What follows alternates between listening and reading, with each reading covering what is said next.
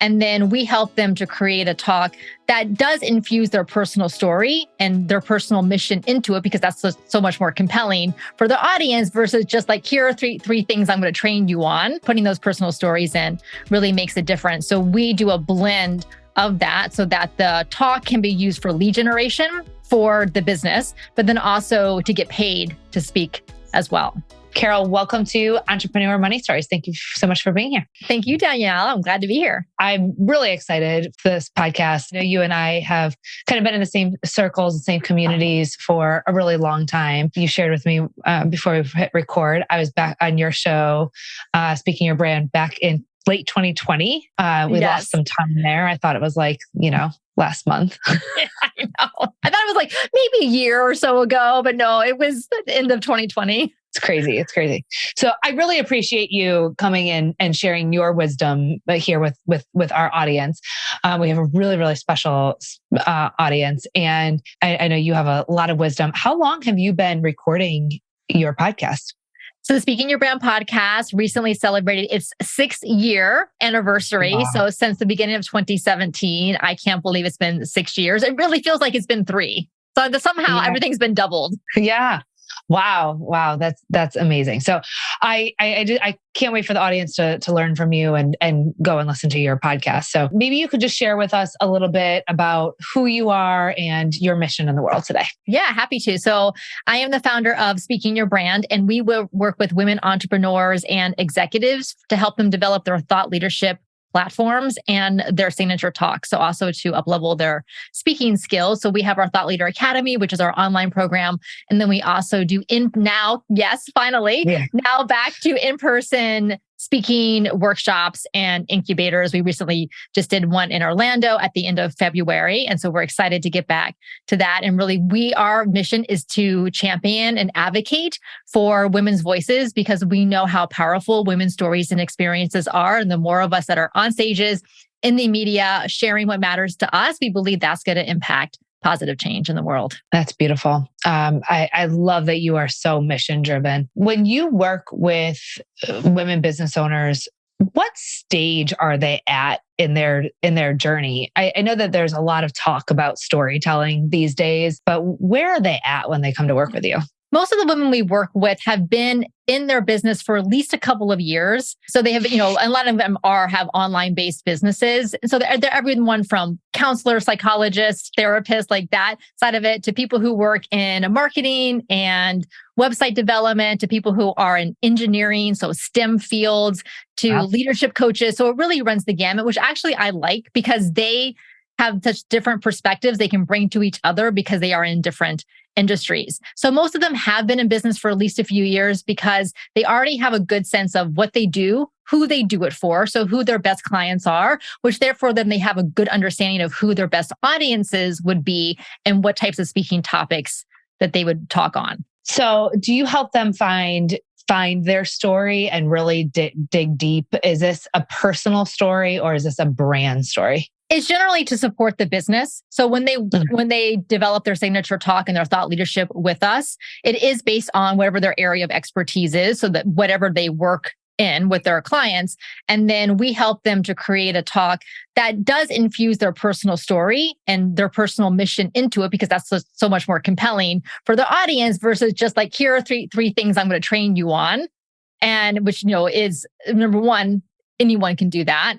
How are you special as a speaker? But putting those personal stories in really makes a difference. So we do a blend of that so that the talk can be used for lead generation for the business, but then also to get paid to speak as well.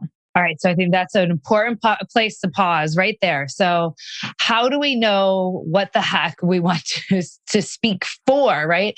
I've watched a lot of our clients go through this over the years, and colleagues that I've worked with in the entrepreneurship space, that they have something to say and they want to say it, but they don't know the purpose of it, and they don't feel like it's worthy to be heard or to be paid for. Yes. And so many of us struggle with this. And, we've all have been to conferences and events, whether in person or online, and we see people present on different topics. And most of the time, we're probably thinking to ourselves, oh, I could do that, or I could do a pretty good job, or I could do just as good of a job as what they're doing. And you don't have to have some unique topic that no one in the world has ever spoken about, or some unique research that you've done, which is, groundbreaking and revolutionary and game changing. Just talk about what matters to you. What do you do in your business? Who do you help? Why did you start this business in particular? Like, what is the thread behind that? And then share something that's of value to your audience, those tangible takeaways for them, but then also that the feeling, because I believe the best public speakers, it's not just about imparting information to your audience, it's about getting them to feel and then getting them to believe that they can do this thing for themselves too, whatever it is related to your topic. That's beautiful. Now, do most people start speaking for lead gen and then move into speaking for payment? Is that usually the life cycle of that experience? Yes. And the reason is kind of a twofold, Danielle. The first reason that most start with lead generation, and those tend to be unpaid for the most part, although you can plant sales seeds and even in paid speaking engagements, but you have to do that a little bit more subtly. But with the lead generation, the free ones, because there are so many conferences that have breakout sessions. They have these multiple tracks that are going on. Submit to speak at conferences that you would want to attend anyways, that you know that the audience is a good fit for you.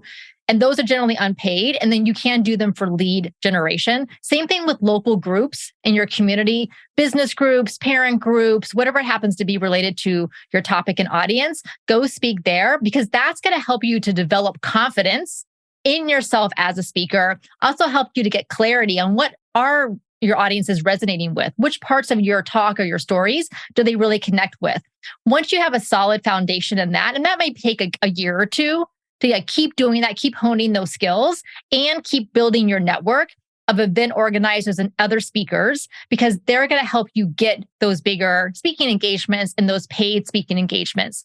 So then once you become more well-known on the speaking circuit, then you're going to start getting those inbound speaking invitations where someone's going to come to you and say, hey, we have a business luncheon that's in 6 months. We're looking for a keynote speaker. Would you like to do that? And then that's where you negotiate your fee. Right. So we have a pretty clear evolution that I just want to re-summarize for the listeners. So once we have an established business, right? So we know what we do and who we do it for, then we can start to work with somebody like yourself to actually create our talk. What are we saying and who are we saying it for? Really focus on building our confidence through lead generation, and then start to look for paid speaking engagements. How does this differ from podcast speaking versus actual speaking engagements? Podcast guesting or hosting your own podcast is one of the best ways to get more confident with speaking. For sure. I'm sure you've experienced this experience with Danielle. That is my story. Yeah, absolutely. Yes. Because showing up every single week or doing whether you're doing the interviews as the interviewer or you're being interviewed, just gets you clear on your message, what you talk about. Also, I find it fascinating what people ask me questions about when I go on their podcast, things that I haven't really thought about before or haven't answered in that way. So that definitely do podcasting. However, I will say that standing in front of a group of people in person is different than podcasting, because physiologically as humans, we feel really vulnerable if we're standing in front of a group of people all by ourselves. It's, back into our primitive brains, we feel alone, we feel vulnerable. And so physiologically, that's why we get butterflies in the stomach and our mouths get dry and our hearts race, because our bodies think we're going to have to run away really fast and someone comes out and attacks us suddenly. And so if I tell myself that's normal, that's what my body is doing to protect me, then I can do those deep breathing exercises, those power poses, maybe do some jumping jacks to, maybe not in front of the crowd to move the energy, but really, and that's why I so recommend doing those conference breakout sessions, speaking at local groups, just to build kind of that muscle memory of speaking in front of people in person. why does somebody want to add speaking to their repertoire? I hear somebody saying, well, public speaking is quite literally my biggest fear ever. And you're telling me that now I have to go sign up for that. So why does somebody want to do this? Okay, first, you don't have to do anything. You can, right? Whatever it is that you want to do, you can do. I will say that public speaking, and I hear this from, most of the women who come to us already have been doing public speaking and want to get better at it. So most of them are not kind of deathly afraid of it and being pushed into it. However, I will say that I know myself as a speaker, and I've been doing this since I was in high school, all through my career, is that it has given me such a personal sense of confidence and empowerment, much less how it has helped my businesses over the years. But really, I feel so much stronger in who I am as a person because I know I can get up in front of a group of people and lead them when I need to. And that doesn't just apply to business. I had a conversation with someone recently about this.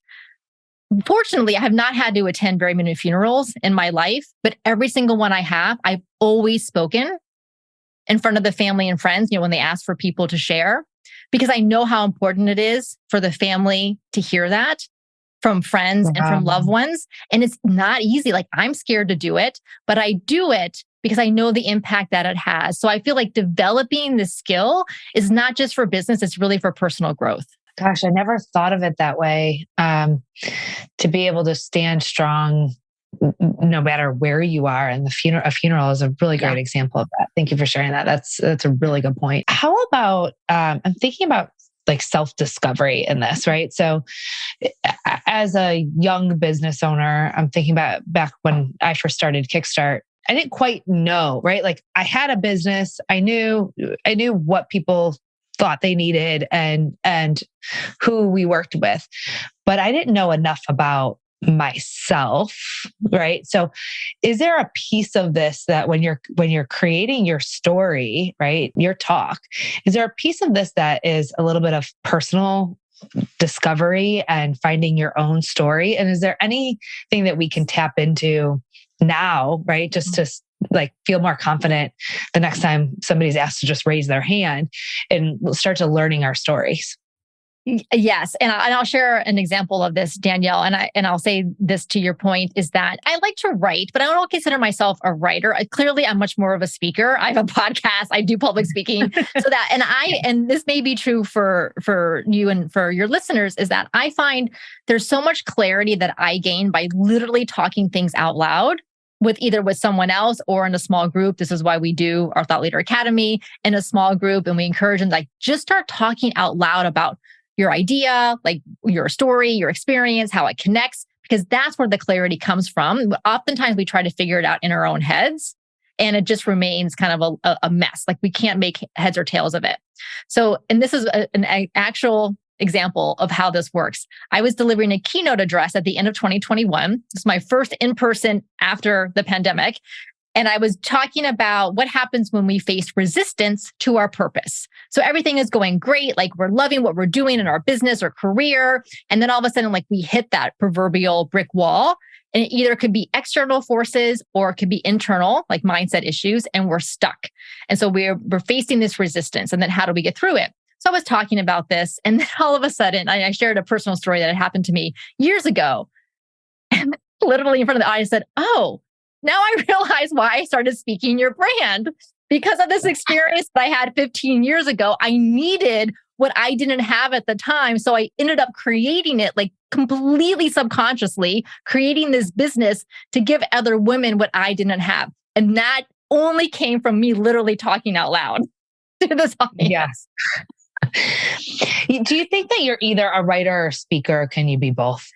You can definitely be both. I feel like we tend to gravitate one versus the other. I had a client recently who just graduated from the Thought Leader Academy, and she is definitely a writer. She is a great writer, a beautiful writer.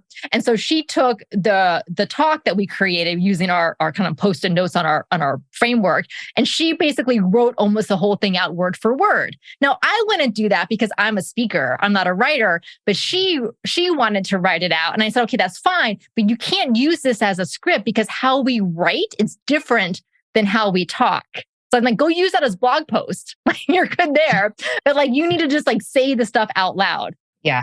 I recently had to write a very personal story and I wrote it word for word. And then when I was trying to read it back to my coach, I was fumbling all over the place. I'm like, what's the problem? But it's because you write differently than you talk. And I'm like, this doesn't make sense. I had to rewrite it so that it sounded right as I spoke it. But I do think it is very hard. You know, for me, I will send voice messages to my team all the time, and I get really frustrated when somebody asks me to like create long form like answers to questions. So I'll literally, Loom is actually quite frankly my best friend, and I will record a video for every question if I need to, because I would rather speak it than write it. So I was just curious if you had like one side of the brain or the other. Yeah, I'm the same way. Like I love Loom. I love Voxer. My email replies are one sentence, whereas someone else will send me like 5 paragraphs of lovely, lovely things. And I'm like, this is amazing. Thank you so much, Carol. Yeah. Yes, exactly. That's great. Today's show is brought to you by Kickstart Accounting, Inc. Are you ready to take control of your finances and pave the way to sustainable profit? Look no further than Kickstart Accounting, Inc., your trusted bookkeeping service since 2015. They've worked with thousands of other business owners, so they understand your unique needs. What really actually sets them apart, though, is that they're entrepreneurs themselves, dedicated to entrepreneurs like you. Kickstart Accounting Inc.'s strategic framework empowers you every step of the way. They will start with their safe and secure onboarding process, use their magic to set up QuickBooks, and provide you with their easy-to-read financial snapshot. Don't forget, you'll have a dedicated team to ensure that your financials are accurate and on time. Don't let bookkeeping overwhelm you. Trust the Kickstart Accounting Inc. team today. Visit kickstartaccountinginc.com to book your discovery call and get started. All right. So once we've added speaking as a revenue stream, or we're starting to move from that lead gen to creating an actual revenue stream, what are some things that somebody needs to take into consideration, especially around pricing? Now, I think when we talk money mindset, there's money mindset. I don't like to call it issues. There's money mindset hurdles and strategies that we need to employ as we're running our business in general. But adding on a new stream of revenue or asking for payment and getting that leap from lead conversion to actually being paid for speaking, what are some things that we need to be prepared for? Yeah. So here's what I find, Danielle, is that most of the women we work with are undercharging for what they're doing, either for keynotes or other types of speaking engagements, or for workshops, like training workshops that they're doing. And so we encourage them to keep raising their prices, just like when we start our businesses. We start low. We're kind of learning the market, learning our customers, learning kind of what prices that align with them. And then we'll keep stair-stepping up what we charge. And I recommend the same thing with public speaking. And as far as public speaking rates, and I get asked this a lot, obviously it's going to vary quite a bit on your topic, your industry, what type of event it is, the who's running the event, the type of the audience, et cetera. But, I would say that for most kind of keynotes talks, I would start minimum $2,500 or $3,500 as the minimum. If you really just, feel uncomfortable charging more, but then really getting to that $7,500 to $10,000 for a keynote, because really as the keynote speaker, like you are a main draw and you are providing edutainment for the audience. So, education, inspiration, but it's entertainment. Like you need to entertain them and keep them focused for 30 to 45 minutes. So that's what I would say for keynotes. For workshops and trainings, again, it's going to depend virtual versus in-person, how many attendees, the type of company or organization, and so on. But I would say a minimum, starting at that $2,500 and going all the way up to $15,000, $20,000 and more. If that seems high, then it may be because you're thinking, not you, Danielle, but I mean like people in general, listeners are thinking of hourly. So, it's a 2-hour workshop. Maybe I'll spend 4 hours preparing for it. So at 6 hours, what is my hourly charge? 6 times $100 and $200 or whatever, and do that. And I'm sure you probably advise the same thing, is not to think in hourly, because it's not really hourly that you're working. It's based on everything that got you to this point, that you're able to convey something to an audience in 2 hours that's going to give them something tangible that they're going to walk away with. And the 4 hours of prep is not indicative of how much you're bringing to the table for that 2-hour workshop or that 45-minute keynote. And I'll just leave you with this. If you think of someone like Brené Brown, like obviously she is huge, like best-selling, New York Times best-selling books, these, huge TEDx talks that she's done. She gets paid probably, I don't know, $75,000, $100,000 for a speech, like really high, maybe even more than that. And you might think to yourself, well, she's only showing up for an hour, like plus travel time. Like, she gets paid $100,000. Yes, because she's providing that value to that event and to that audience. And so she's not thinking about it from hourly or prep time or what's the commitment that I have to make. Instead, thinking about it from a value exchange. Yeah, it's interesting. As you started to say all of that, I didn't even think about it being an hour, right? Like how much of your time it is. I didn't even think of it in that way, because you have to have the education, you have to have failed, you have to have had experiences. So if you're going to pay by the hour, it's really like for every lesson learned that you're bringing, you would need to pay me for all of those hours. How does somebody start the conversation to be paid for a keynote or for a workshop? Right? I hear that from our clients more than anything. How do they actually even ask for money? Yes. So the best thing to do is to put your prices on your website. So on your speaker page on your website, I have on mine keynote starting at $7,500 plus travel. So you can just put a starting price at, keynote started X amount, workshop started X amount. The reason is because number one, these companies or organizations are not going to assume you speak for free because you have pricing on your website. Mm-hmm. And then number two, you have a starting off point. Now, an organization may come to you and say, like, I saw your pricing. Our budget is $5,000, not $7,500. Would you consider that? And maybe we can do something else, to make up for the difference. And then you can have a conversation with them about that. Versus an organization coming and be like, oh, we need a free, we don't have a budget at all, or we can give you $500 for it. And if your fee is $7,500, then the answer is probably going to be no. And then you've spent that time to have that conversation. It's the same reason why we put pricing on our website for all of our programs, because I want people to know up in advance, like this is what it looks like. And then they can decide based on their budget and needs if it's a good fit. And then we can have a conversation. It's wonderful. How about for the business owner who it's their first workshop, right? It's their first time going for that experience. Mm-hmm. Is there a stair step that they should be taking approach to their pricing? And what are the mindset shifts that go alongside of this? I know we talked about like the hourly versus value, but what are the other mindset shifts that go into that? We actually get these inquiries quite a bit. Companies will find the Speaking Your Brand website and say, can you do a workshop for our team members, our employees on personal branding or on public speaking or what have you? And so then we'll figure out, is this virtual or in person? How many people are going to be participating and so on.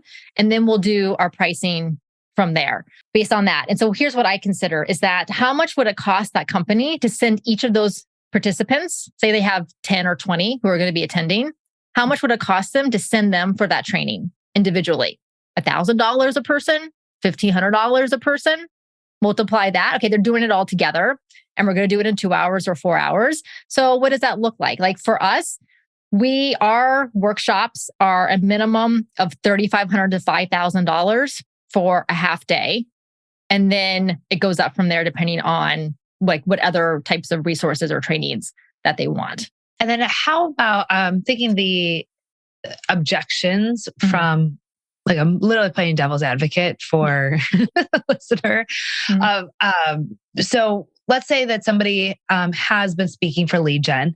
They're taking considering taking their first paid speaking, and the conference host says to them, "Well, the idea is that you would sign clients here, and that will be your payment is this referral structure that you will do business after the conference with my participants." How do you approach that? Yeah. So, it depends. Like the answer could be sure. It depends, if it's really like ideal clients and that, they are likely to want and need your services and to sign up with you and that the host is going to be an advocate for you. It's a big difference showing up and speaking in front of a group where the host is like, here's so-and-so and sits down versus here's so-and-so. She's amazing. I worked with her. She helped me to achieve XYZ. Like basically they're giving a testimonial to their own audience. That can be really beneficial. So there is a time and a place to do free speaking engagements, but it always should be your decision. Like use that decision-making filter for yourself and what makes sense for you, your business, your time, where you're at, what that event is. And I would say try to get some other things along the way. Get professional video and professional photos. So if they already have photographer and videographer there, make sure to, get into your contract that you can get a copy of all of that for your own use. So do that. And also make sure that you are allowed to make an offer to that audience, like get that in writing, email writing or something, not just as a promise. And also like we have paper feedback forms that we hand out to when we do in-person speaking engagements where participants and the audience can, check off, like fill out the feedback form and then check off if they're interested in certain things. So I would say, it's worth a try if you feel like it's a good fit, and then track these speaking engagements that you do and figure out how many clients do you get from each one. Are there certain types of events that are better for lead gen than others? And then that's going to help you to make those decisions in the future. Talk a little bit about your money mindset. So you've been a longtime business owner now. How do you stay strong, especially like, you really just went through a cycle through the pandemic, in person speaking, not being relevant. How did you navigate that? And how are you continuing to keep your money mindset strong? Yeah. So I think like for most of us, it definitely has its ups and downs. And, I've learned a lot from just being in the entrepreneurial space for so long and also, recognizing how much transformation we provide to our clients, in addition to the tangible deliverables of their talk, and they work on their thought leadership message and their speaking proposals, but really them feeling ready to go out into the world with their message. That to me is worth so much. So if I think about all the time and personal attention that we provide to our clients, running the podcast and everything else, it's not inexpensive to run a business. I have another speaking coach that works with us. I have team members, so it's not just me. And so I know that I have to price things for the business and for the future development of the business, not just for me, Carol, because I'm not a solopreneur at this stage. And so that has helped me a lot to recognize that I need to charge in accordance with what the business needs to grow. And so I would say that is the first thing. The second thing with the pandemic is yes, so when March 2020 happened and so many of our clients' speaking engagements got initially postponed and then outright canceled as we realized this was not going to end anytime soon, we had to make a big pivot and that's where we started talking a lot more about thought leadership. And of course, a lot more about virtual speaking skills, virtual presentations, and so much. So we were doing that so much. So that's really what we've been doing since 2020. And I'm actually glad that we had this opportunity to focus so much around this idea of thought leadership, because I really feel like we need more women who are seen as thought leaders, and so that they get those opportunities. And I know so many women are kind of reluctant to call themselves thought leaders or claim the term thought leader. You don't have to put it on your LinkedIn profile if you don't want to, but just like think to yourself, how am I advancing the conversation in my industry? Yeah. What's the mindset behind that? How do you become a thought leader, right? Like I can hear someone saying, I have things to say, right? I do feel like an authority, but how do I know if I am a thought leader? Are you advancing conversations in your industry? Are you challenging the status quo? Or are you saying, okay, we're doing this over here. How can we make this better for more people? What are quote unquote best practices that maybe really aren't best practices anymore and that need to be changed? And so that more people can benefit. So are you, willing to put these ideas out there, these opinions out there, and also to ask bigger questions? Thought leaders don't have to have the answers. We don't have to know how these things are going to end up coming about, but can we ask the bigger questions to imagine what could be? That's a good point. I think, used to, well, depending on how long we've been in entrepreneurship, right? We're waiting for somebody to come and give us the promotion, right? Like, here's the cap. You've been promoted to thought leader now, but nobody's going to come and give you that permission. And you really have to take permission and embrace being a thought leader. So I appreciate you giving those, not guidelines, but Yes. Here's everyone's permission slip. You can put, I'm a thought leader. Yeah. And I guess it really just also, you don't need permission, right? Nobody's going to come over and tell you that you are or are not a thought leader, right? You get to decide that. And by changing the questions and the conversation, you are doing that. So I appreciate that. What's next? So speaking and conferences have come back. What's next for Speaking Your Brand and how you work with your clients? Yeah. So we are very excited that more in-person events and conferences are coming back. They started coming back really last year and now coming back even more. So we're excited to help our clients to continue to develop their thought leadership and their public speaking skills for that. The other thing that we have been getting involved in is artificial intelligence. Okay. And, with all of these generative AI tools that have been coming out like ChatGPT. So at Speaking Your Brand, we're working on a suite of AI tools to support ourselves both internally and with our clients around using some of these things to improve their speeches, like sentiment analysis and making their talks stronger. So that is something that I have a tech background. And so I love new technology. So I've been really going all on board on this. So that's something that we are working on for the rest of this year. Yeah, that's really fun. I appreciate you sharing that. That's really cool. Well, where can the audience stay in touch with you, more about you and what you're doing? I love the impact that you're making. So I really want the audience to stay connected. Well, thank you, Danielle. So my podcast is called Speaking Your Brand. You definitely hop over there and check out episodes. Website is speakingyourbrand.com. And I am on LinkedIn primarily. And so you can just do a search for me, Carol Cox, Speaking Your Brand on LinkedIn. Awesome. And do you have any speaking engagements coming up? Yes, I do have some, both virtual and in person. Because I think most of us will still do a mix of both of them because there's still a lot of virtual going on. So yes, I have some AI conferences coming up this summer. Okay. So I'm excited to kind of talk about AI, not just in brand voice and in AI, but also making sure that women have a prominent seat at the table as more and more of these AI tools are being developed. All right. Well, we'll have to look for you at those conferences. Thank you. All right. Thanks, Danielle.